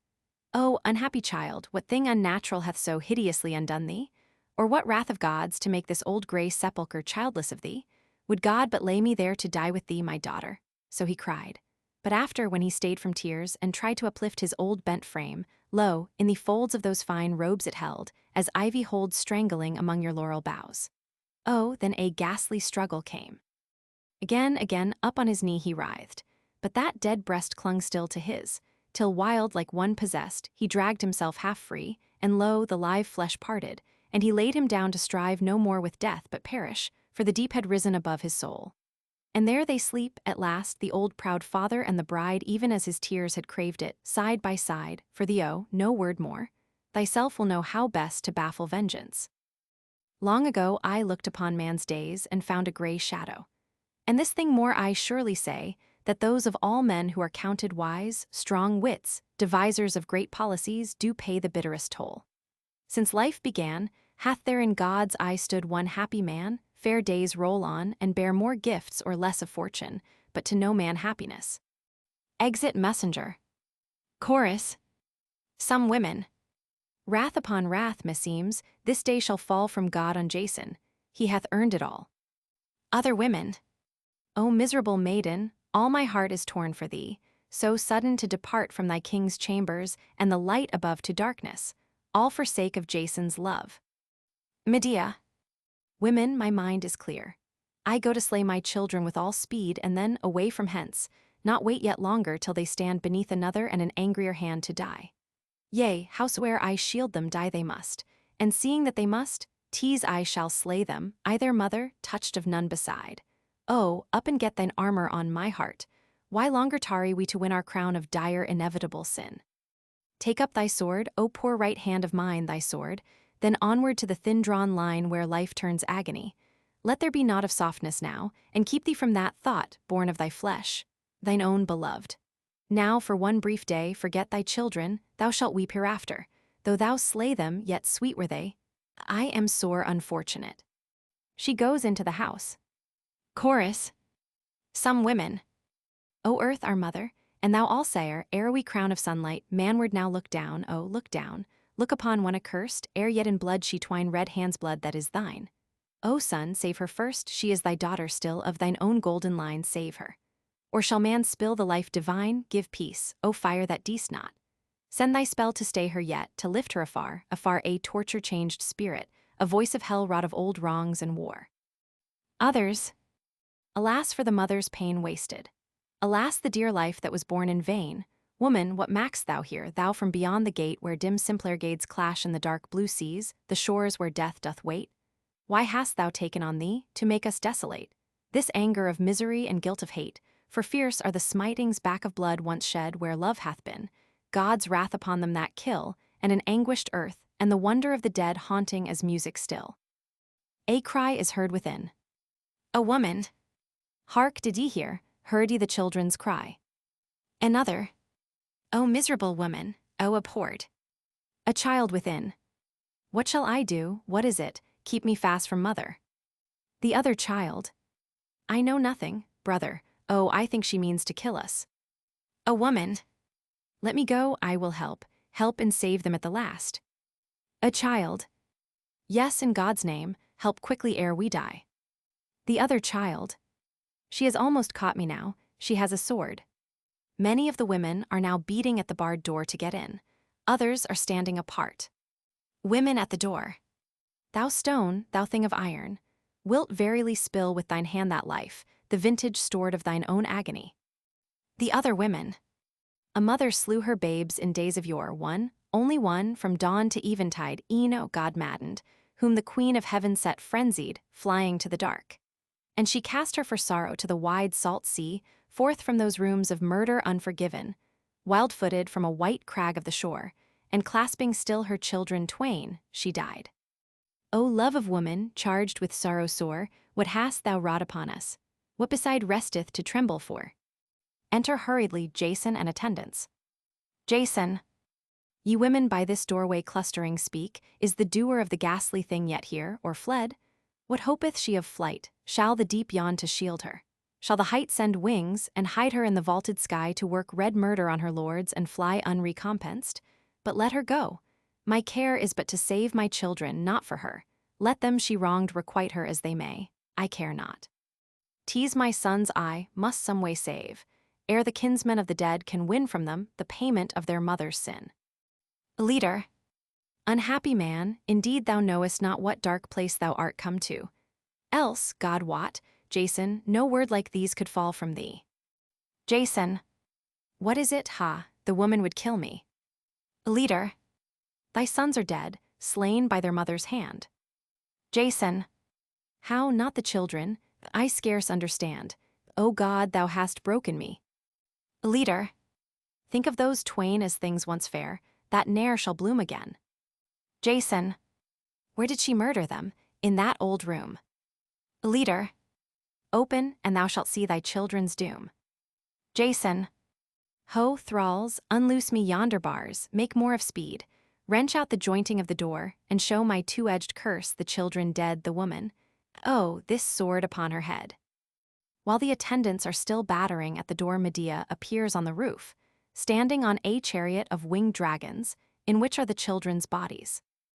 Medea. What make ye at my gates? Why batter ye with brazen bars, seeking the dead and me who slew them? Peace. And thou, if aught of mine thou needest, speak, though never touch of thine shall scathe me more. Out of his firmament my father's father, the high sun, hath sent this, that shall save me from mine enemy's rage. Jason. Thou living hate, thou wife in every age abhorred, blood-red mother, who didst kill my sons and make me as the dead, and still canst take the sunshine to thine eyes and smell the green earth, reeking from thy deed of hell, I curse thee. Now, oh, now mine eyes can see, that then were blinded when from savagery of eastern chambers from a cruel land, to Greece and home I gathered in mine hand thee, thou incarnate curse, one that betrayed her home, her father her. Oh, God hath laid thy sins on me. I knew, there lay a brother murdered on thy hearth that day when thy first footstep fell on Argo's hull. Argo, my own, my swift and beautiful, that was her first beginning, then a wife I made her in my house. She bore to life children, and now for love, for chambering and men's arms, she hath murdered them. A thing not one of all the maids of Greece, not one, had dreamed of, whom I spurned, and for mine own chose thee, a bride of hate to me and death, tigress, not woman, beast of wilder breath than Scylla shrieking o'er the Tuscan sea. Enough. No scorn of mine can reach to thee, such iron is o'er thine eyes. Out from my road, thou crime-begetter, blind with children's blood, and let me weep alone the bitter tide that sweepeth Jason's days, no gentle bride to speak with more, no child to look upon whom once I reared. Saul, all forever gone. Medea.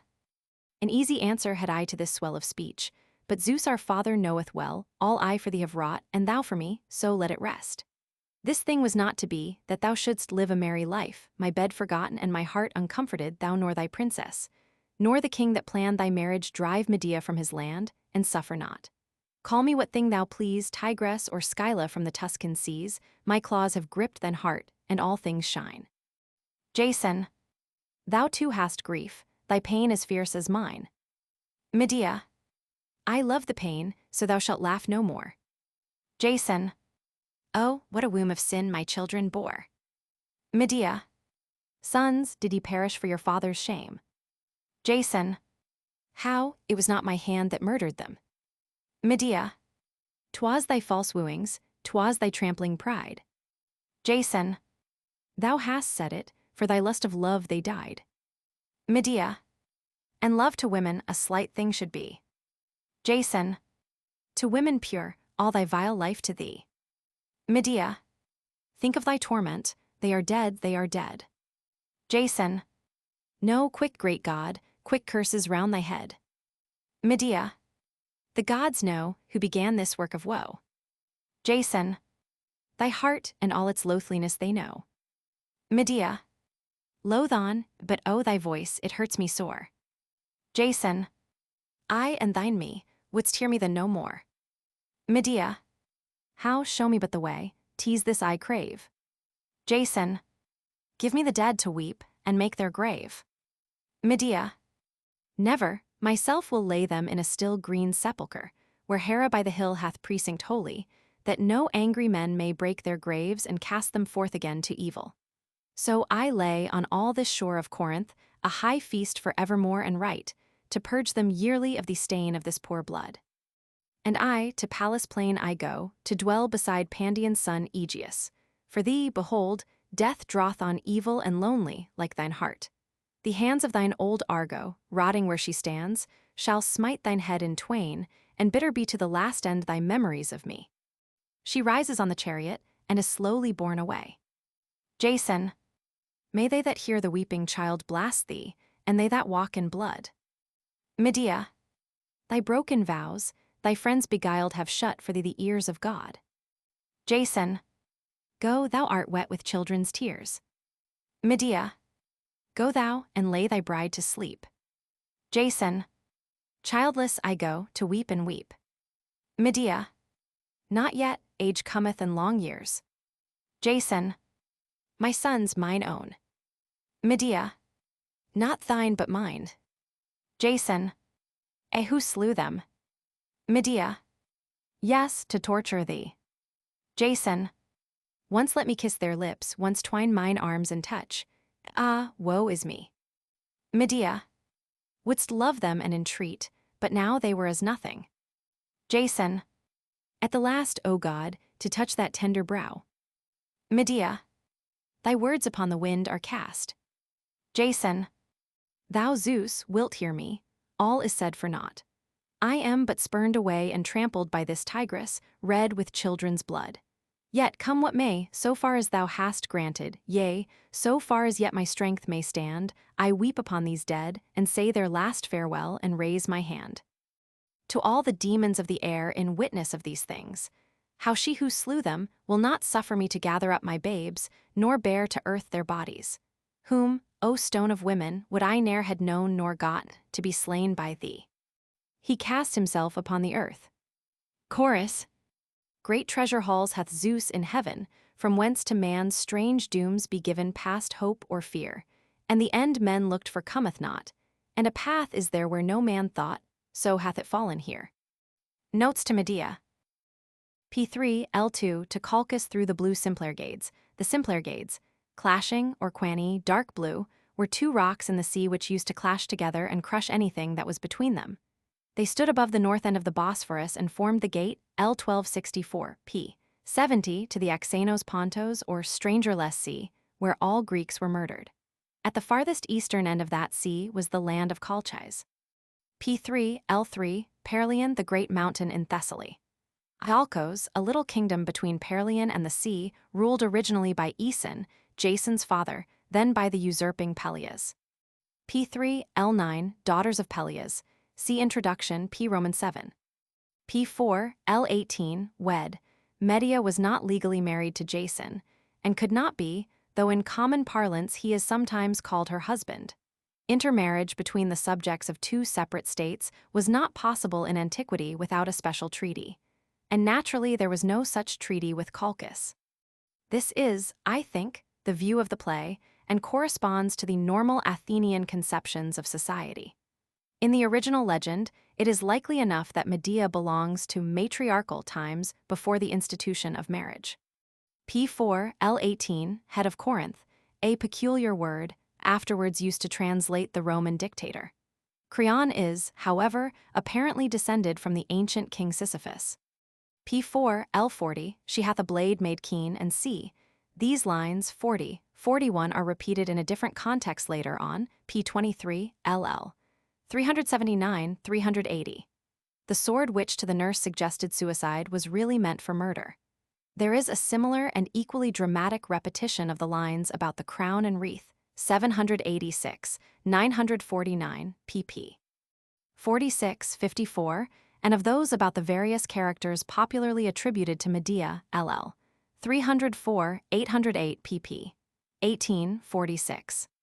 P5, L48, attendant, Greek pedagogos or pedagogue, a confidential servant who escorted the boys to and from school and in similar ways looked after them. Notice the rather light and cynical character of this man compared with the tenderness of the nurse. P5, L57, to this still earth and sky, not a mere stage explanation. It was the ancient practice, if you had bad dreams or terrors of the night, to show them to the sun in the morning, that he might clear them away. P8, L111, have I not suffered? Medea is apparently answering some would-be comforter. Cf. P4, if friends will speak and see. P9, L131, chorus. As Dr. Verrall has remarked, the presence of the chorus is in this play unusually awkward from the dramatic point of view. Medea's plot demands most absolute secrecy, and it is incredible that 15 Corinthian women, simply because they were women, should allow a half-mad foreigner to murder several people, including their own Corinthian king and princess who was a woman also rather than reveal her plot. We must remember in palliation, 1, that these women belonged to the faction in Corinth, which was friendly to Medea and hostile to Creon.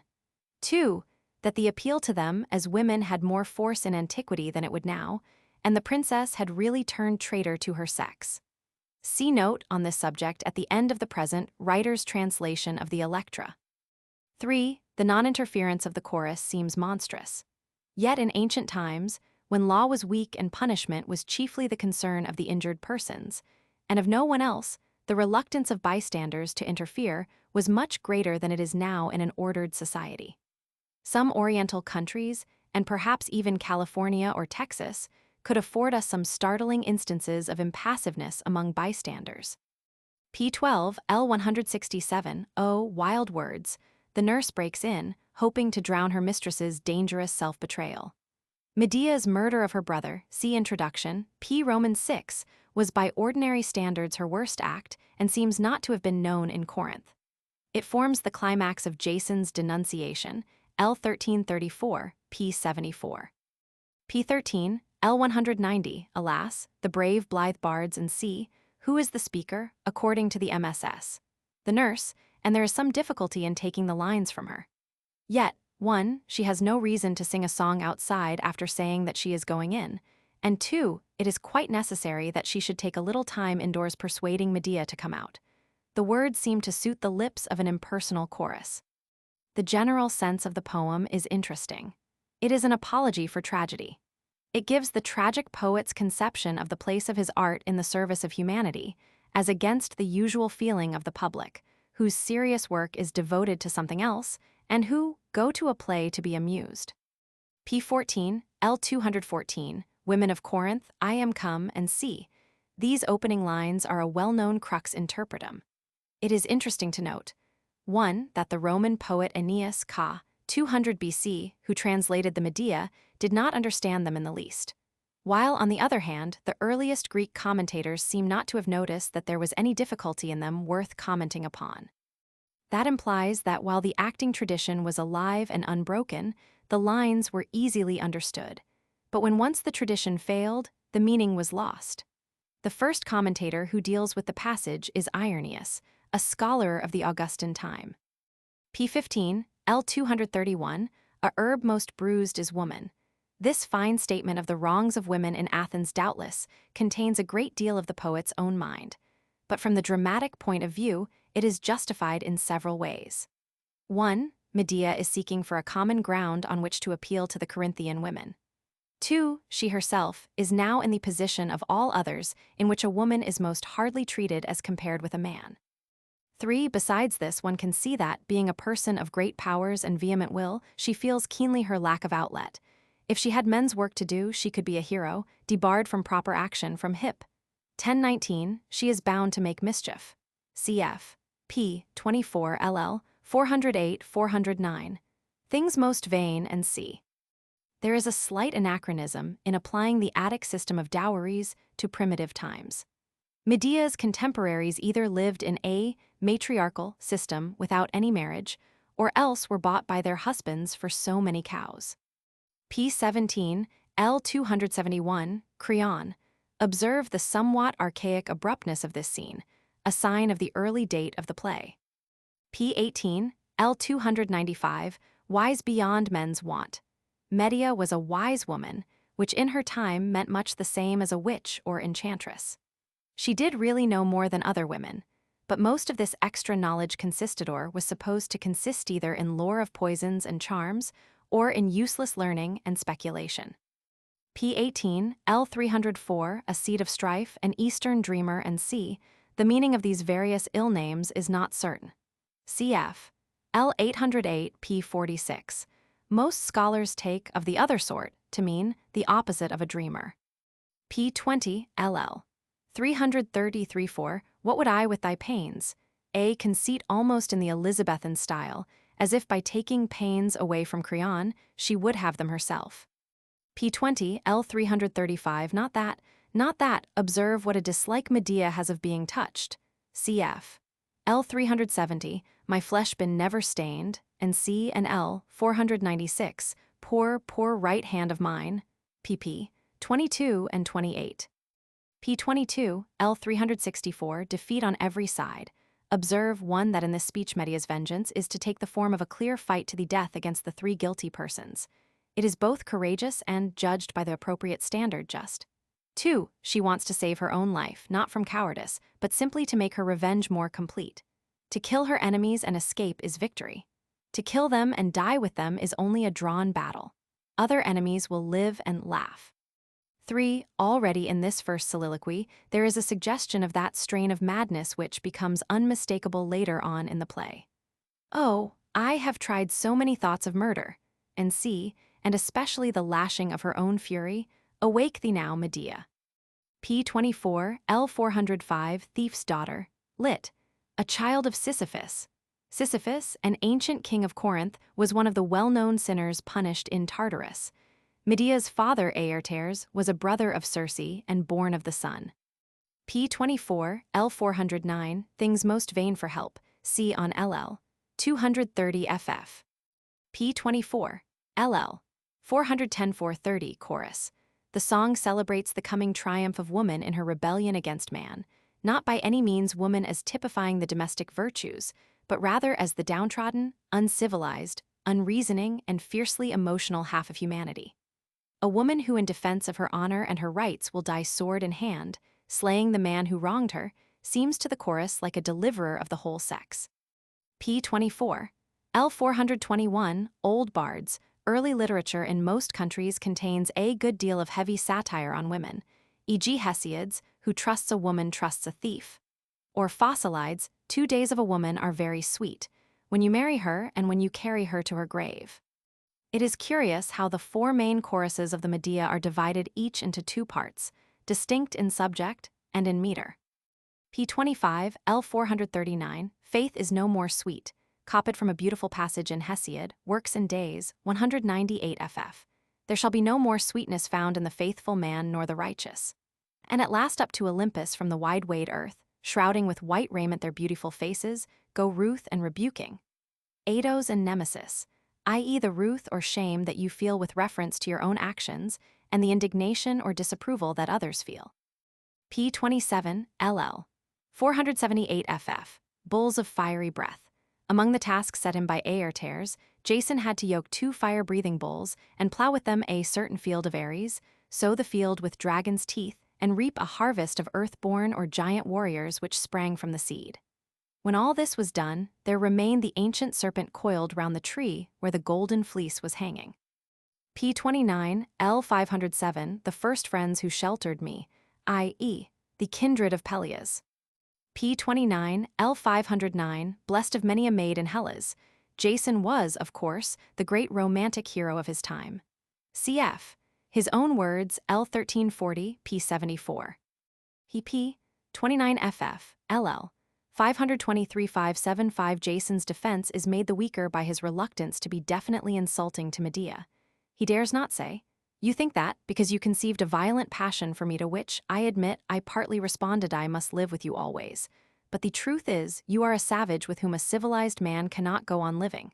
This point comes out unveiled in his later speech, L1329 FF P74. P30 LL 536 FF Our ordered life and justice. Jason has brought the benefits of civilization to Medea. He is doubtless sincere, but the peculiar ironic cruelty of the plea is obvious. P30 LL 541 FF The story of great Medea and C. Unless our deeds have glory. This, I think, is absolutely sincere. To Jason, ambition is everything. And as Medea has largely shared his great deeds with him, he thinks that she cannot but feel the same. It seems to him contemptible that her mere craving for personal love should outweigh all the possible glories of life. P31 L565 What more need hast thou of children? He only means, of more children than you now have. But the words suggest to Medea a different meaning, and sow in her mind the first seed of the child murder. See on the Aegeus scene below. P34 L608 A living curse. Though she spoke no word, the existence of a being so deeply wronged would be a curse on her oppressors. So a murdered man's blood, or an involuntary cry of pain ish. Ag. 237, on the part of an injured person is in itself fraught with a curse.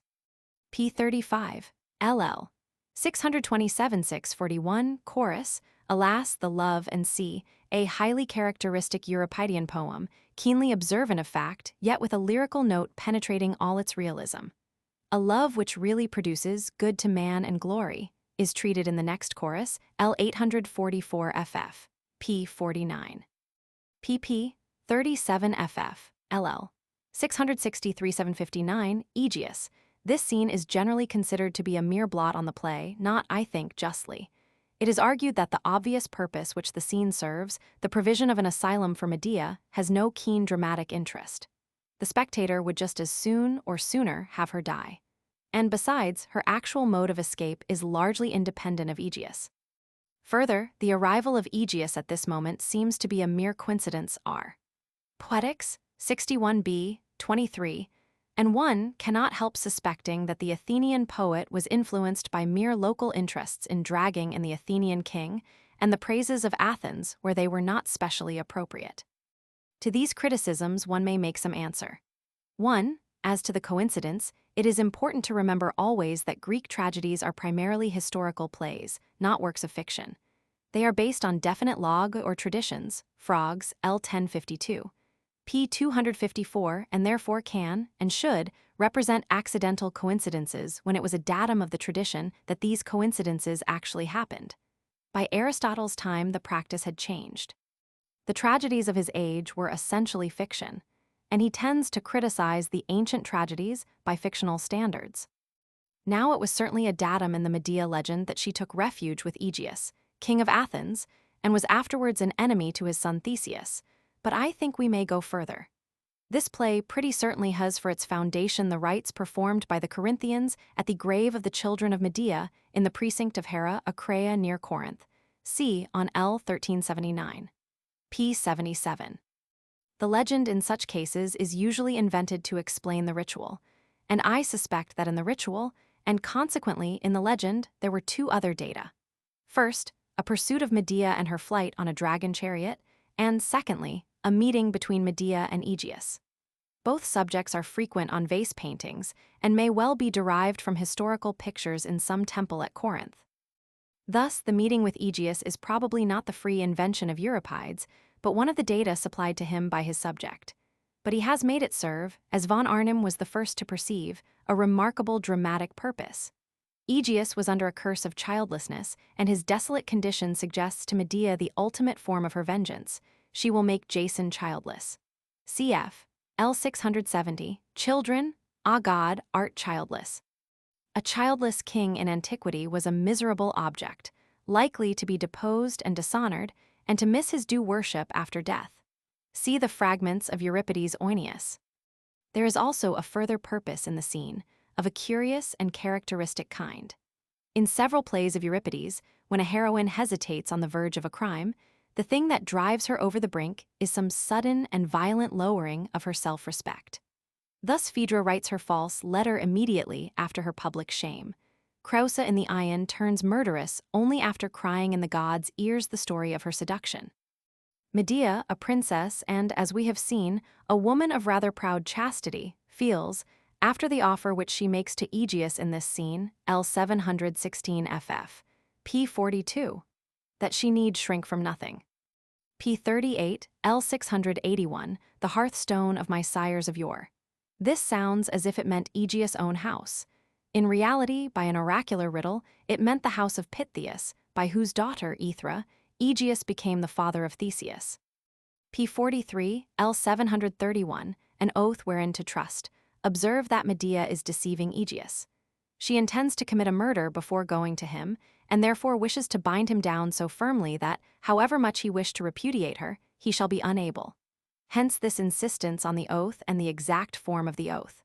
At this time, apparently, she scarcely thinks of the children, only of her revenge. P 46, L 808, No Eastern Dreamer and C. C on L 304.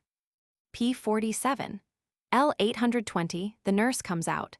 There is no indication in the original to show who comes out, but it is certainly a woman, as certainly it is not one of the chorus, and Medea's words suit the nurse well. It is an almost devilish act to send the nurse, who would have died rather than take such a message had she understood it. P 48, LL. 824-846, The Sons of Erechtheus and C. This poem is interesting as showing the ideal conception of Athens entertained by a 5th-century Athenian. One might compare with it Pericles' famous speech in Thucydides, Roman 2, where the emphasis is laid on Athenian plain living and high thinking and the freedom of daily life. Or, again, the speeches of Aethra in Euripides' Suppliant Women, where more stress is laid on mercy and championship of the oppressed. The allegory of harmony, as a sort of core or earth maiden planted by all the muses in the soil of Attica, seems to be an invention of the poet. Not any given art or muse, but a spirit which unites and harmonizes all, is the special spirit of Athens. The Attic connection with Eros, on the other hand, is old and traditional. But Euripides has transformed the primitive nature god into a mystic and passionate longing for all manner of high deed. A love which, different from that described in the preceding chorus, really ennobles human life. This first part of the chorus is, of course, suggested by Aegeus. The second is more closely connected with the action of the play. How can Medea dream of asking that stainless land to shelter her crimes? But the whole plan of her revenge is not only wicked but impossible. She simply could not do such a thing if she tried. pp. 50 ff. L 869, the second scene with Jason. Dicaeochus, and perhaps his master Aristotle also, seems to have complained of Medea's bursting into tears in this scene, instead of acting her part consistently a very prejudiced criticism. What strikes one about Medea's assumed role is that in it she remains so like herself and so unlike another woman. Had she really determined to yield to Jason, she would have done so in just this way, keen-sighted and yet passionate. One is reminded of the deceits of half-insane persons, which are due not so much to conscious art as to the emergence of another side of the personality. P 54, L 949, Fine Robings and C, repeated from L 786, P 46, where it came full in the midst of Medea's avowal of her murderous purpose. It startles one here, almost as though she had spoken out the word, murder, in some way which Jason could not understand. P56, L976, chorus. The inaction of the chorus women during the last scene will not bear thinking about, if we regard them as real human beings, like, for instance, the Bacchae and the Trojan women in the plays that bear their name. Still, there is not only beauty, but, I think, great dramatic value in the conventional and almost mystical quality of this chorus, and also in the low and quiet tone of that which follows, L. 1081 FF. P59, LL. 1021 FF. Why does Medea kill her children? She acts not for one clearly stated reason, like a heroine in Sardu, but for many reasons, both conscious and subconscious, as people do in real life. Any analysis professing to be exact would be misleading, but one may note some elements in her feeling. 1. She had played dangerously long with the notion of making Jason childless. 2. When she repented of this L. 1046 p60, the children had already been made the unconscious murderers of the princess. They were certain to be slain, perhaps with tortures, by the royal kindred. 3. Medea might take them with her to Athens and trust to the hope of Aegeus being able and willing to protect them. But it was a doubtful chance, and she would certainly be in a position of weakness and inferiority if she had the children to protect. 4. In the midst of her passionate half-animal love for the children, there was also an element of hatred because they were Jason's. Cf. L112 p8. 5. She also seems to feel, in a sort of wild beast way, that by killing them she makes them more her own. Cf. L. 793 p46, mine whom no hand shall steal from me away. L. 1241 p68, touched of none beside. 6. Euripides had apparently observed how common it is, when a woman's mind is deranged by suffering, that her madness takes the form of child murder. The terrible lines in which Medea speaks to the wrath within her, as if it were a separate being, L. 1056, p60, seem to bear out this view. P59, L. 1038, Other Shapes of Life, a mystical conception of death, cf. Ion 1067, where almost exactly the same phrase is used. P61, L. 1078, I know to what bad deeds, and c. This expression of double consciousness was immensely famous in antiquity. It is quoted by Lucian, Plutarch, Clement, Galen, Synesius, Hierocles, Arrian, Sympatius, besides being imitated, e.g. by Ovid. Video melira proboque deteriora sequer. P63, L. 1123 FF. Messenger, a pendant to the attendant's entrance above, L. 1002. The attendant, bringing apparently good news, is received with a moan of despair, the messenger of calamity with serene satisfaction. Cf. The messenger who announces the death of Pentheus in the Bacchae. P65, L. 1162, Dead Self. The reflection in the glass, often regarded as ominous or uncanny in some way. P66, L. 1176, the cry turned strangely to its opposite. The notion was that an evil spirit could be scared away by loud, cheerful shouts alleluia. But while this old woman is making an alleluia, she sees that the trouble is graver than she thought, and the cheerful cry turns into a wail. P68, L. 1236, Women, my mind is clear. With the silence in which Medea passes over the success of her vengeance, compare Theseus' words, hip. L. 1260, I laugh not, neither weep at this fell doom. P69, L. 1249, Thou shalt weep hereafter, cf. Othello v. Roman 2. Be thus when thou art dead, and I will kiss thee and love thee after. P69, LL. 1251 FF. This curious prayer to the sun to save Medea both from the crime of killing her children and the misfortune of being caught by her enemies is apparently meant to prepare us for the scene of the dragon chariot. Notice the emphasis laid on the divine origin of Medea's race and her transformation to a voice of hell. P71, LL. 1278 FF. Death of the children. The door is evidently barred, since Jason has to use crowbars to open it in L. 1317. Cf. The end of Maeterlinck's Mort de Tintagiles. P71, L. 1281, A mother slew her babes in days of yore, and c. Ina, wife of Athamas, king of Thebes, nursed the infant Dionysus. For this Hera punished her with madness. She killed her 2 children, Learchus and Melicertes, and leaped into the sea. There are various versions of the story. Observe the technique. Just as the strain is becoming intolerable, we are turned away from tragedy to pure poetry. C on hip. 731. P74, L1320, this, that shall save me from mine enemy's rage. There is nothing in the words of the play to show what this is, but the scholiast explains it as a chariot drawn by winged serpents, and the stage tradition seems to be clear on the subject. See note to the Aegeus scene, P88. This first appearance of Medea, above, on the tower, scholiast, seems to me highly effective. The result is to make Medea into something like a d ex machina, who prophesies and pronounces judgment. See Introduction. P76, L1370, they are dead, they are dead. This wrangle, though rather like some scenes in Norse sagas, is strangely discordant for a Greek play. It seems as if Euripides had deliberately departed from his usual soft and reflective style of ending in order to express the peculiar note of discord which is produced by the so-called satisfaction of revenge. Medea's curious cry, "Oh, thy voice, it hurts me sore," shows that the effect is intentional. P77, L1379, a still green sepulchre. There was a yearly festival in the precinct of Hera Acrea, near Corinth, celebrating the deaths of Medea's children. This festival, together with its ritual and sacred legend, evidently forms the germ of the whole tragedy. Cf. The Troezenian writes over the tomb of Hippolytus, Hip. 1424 ff. P77, L1386, the hands of thine old Argo. Jason, left friendless and avoided by his kind, went back to live with his old ship, now rotting on the shore. While he was sleeping under it, a beam of wood fell upon him and broke his head. It is a most grave mistake to treat the line as spurious.